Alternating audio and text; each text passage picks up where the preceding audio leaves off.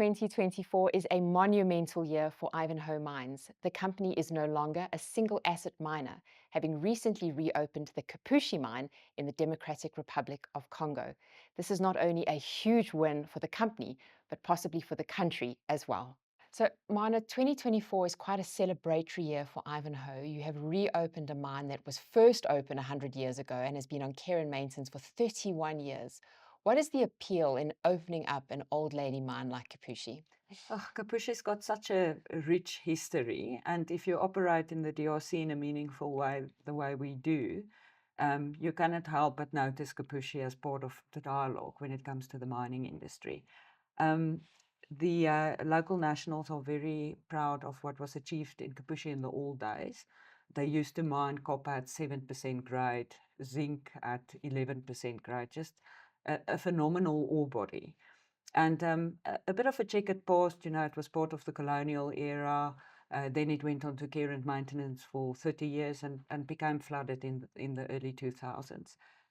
We stepped in 2011, and we thought it was going to be sort of a quick refurbishment. It's got magnificent underground infrastructure. And if you have to go and build that infrastructure today, you would spend billions of dollars just putting in place underground infrastructure. If you look at Shaft 5, which will be our main hoisting shaft with a capacity of 1.5 million tons per annum, that shaft can hold its own to modern shafts that we are currently sinking anywhere in the world. But what really sets Kapushi apart is the grade. You're looking at an ore body, it's about a 12 to 14 year mine life ore body of 35 to 36% grade on average. Yeah. And we take industry leaders, guys that's been in the zinc industry to this mine. They just look at this ore body. We give them a little Niton analyzer. They go to the face, they shoot, and you get magnificent grades, even higher than that. So it was sort of a no-brainer to think let's bring this mine back into production, but it didn't come without issues. Yep. The dewatering took us quite a long time. It took time to understand the water flows. We now have that completely in hand. We've got massive pump stations that we've installed. We joke when you go underground at Kapushi, it's probably the best road in Congo. So it's really a magnificent underground mine. On surface, we've completed the plant. We've now started with the commissioning. We're trying to get it to steady state. It will probably happen within the next quarter. So very exciting. But it takes work, and once you start with these projects, there's always these sort of things that come along the way. Of course. That makes it more difficult than you would have liked. But it's a phenomenal little mine, and it looks fantastic. Welcome to come and visit us. I would love to. Any time. But yeah, so it's going to be an interesting couple of years ahead. Fantastic. Fantastic. Kapushi.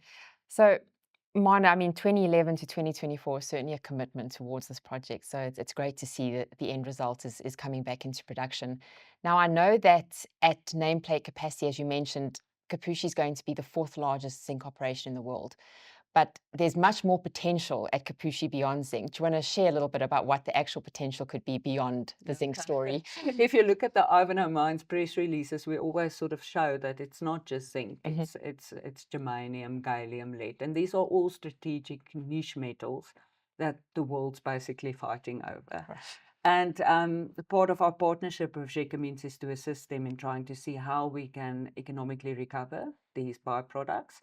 We haven't made a breakthrough just yet, but Mines is actively pursuing avenues to see how the DRC as a country can benefit from these byproducts that come with the mine. For the start of the mine, we will just be selling the zinc concentrate, but obviously it's something that we will assist with in pursuing the recovery of these byproducts. Okay. So I'm interested to get your views on the relevance, the market relevance around zinc. Do you consider it a critical mineral? I do. Yeah. So it's always one of these tricky questions, and people use buzzwords, and we all assume everybody understands the buzzword to mean the same thing. Exactly. And you sort of go and you think, okay, the US has got it included as a critical metal. Why? But why is it a critical metal? And I think, in my view, a critical metal is something that's going to be used in the modernization of the world. It's something Couldn't that, agree with you and more. it's also something that may become scarce over time, and that there's going to be sort of a vying for different interests from different parts of the world to ensure that they've got access to these metals to grow their economies. But then secondary to that is also sort of the energy transition type metals. And I think zinc basically falls into both of these Okay. categories. Zinc's the fourth most used metal in the world. It's used to galvanize steel mainly and to protect it against rust. But it's also used as a coating on solar panels and Ah, wind farms. So, that extends the lives of solar panels, wind farms. So there's definitely a link back to that just transition. So I see a bright future for zinc. It's definitely a more complicated market to a copper market, for example, but definitely a bright future for zinc. interesting. I like how you've positioned that.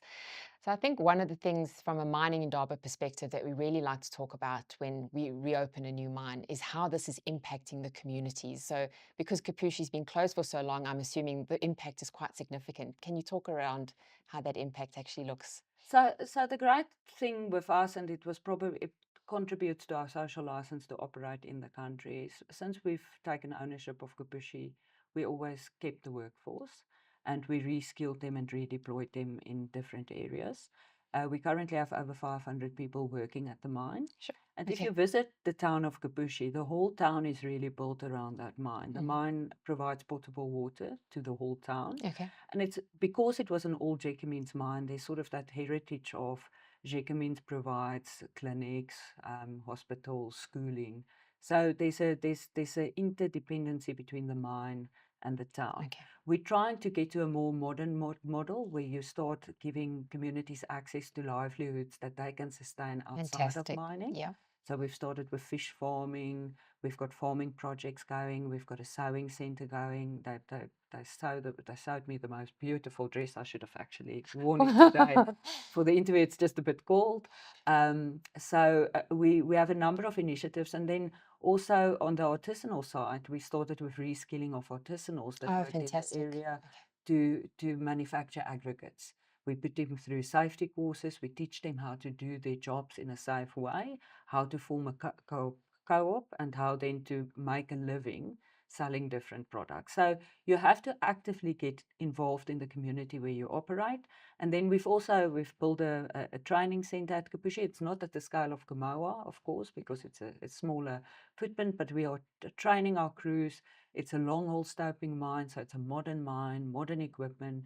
We use Congolese nationals to do the mining. So very exciting story for the town of Kapushi. And obviously with the logistics undertaking for Kapushi to get the product to market, there's also a sort of a new lifeblood coming into Okay. town with your logistic service providers. There's bed and breakfast, Oh, fantastic. Yeah. businesses picking up and people selling takeaways next to the road. So, it's sort of an economy that's starting to grow around the mining footprint. Fantastic. I mean, Ivanhoe is definitely a leader in these areas, Marna. It's fantastic to see the work that you do.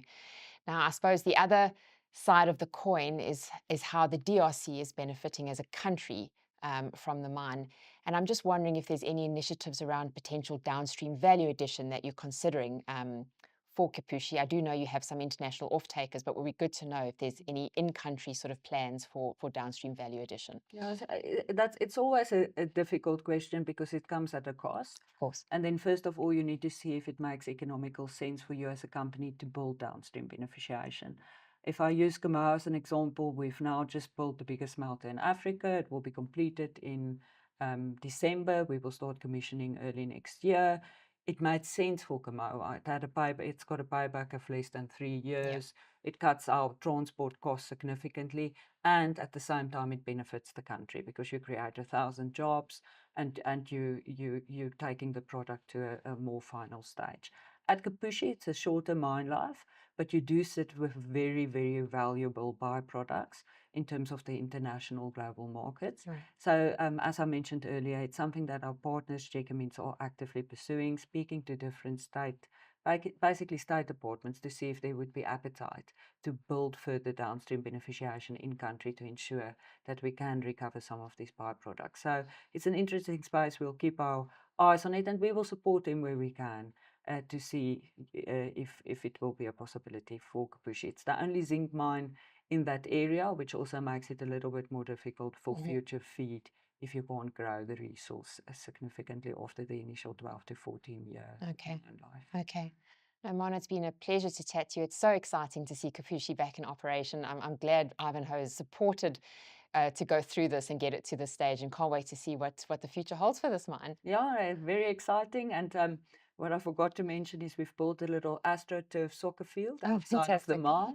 So we've got quite a social hub outside of I the love mine that. because community can use it and we're running leagues. So it's a very exciting times for us at Kushi. Fantastic. Thanks for chatting to us. Thanks so much, Marna.